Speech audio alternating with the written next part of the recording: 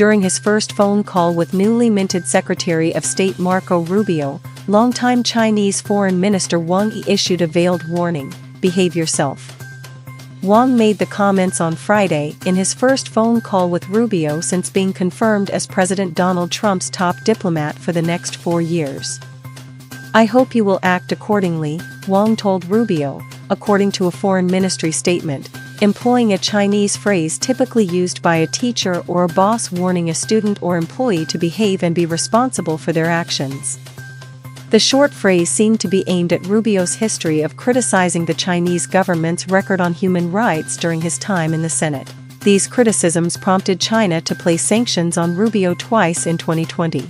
The phrase can be translated in various ways. In the past, the foreign ministry has used "make the right choice" and "be very prudent about what they say or do rather than act accordingly."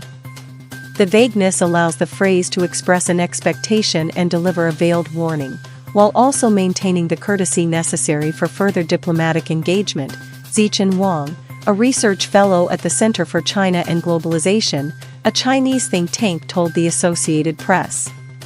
"What could appear to be confusing is thus an intended effect originating from Chinese traditional wisdom and classic practice of speech," said Wang.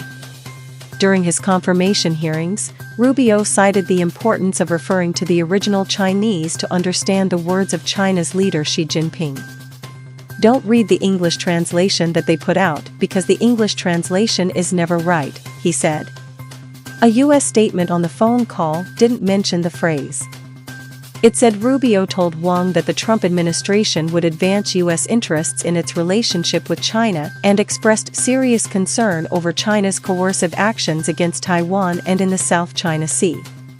Wang was foreign minister in 2020 when China slapped Rubio with the sanctions, which were in response to sanctions the U.S. had placed on Chinese officials for a crackdown on the Uyghur minority in the Xinjiang region and then over what it regarded as outside interference in Hong Kong.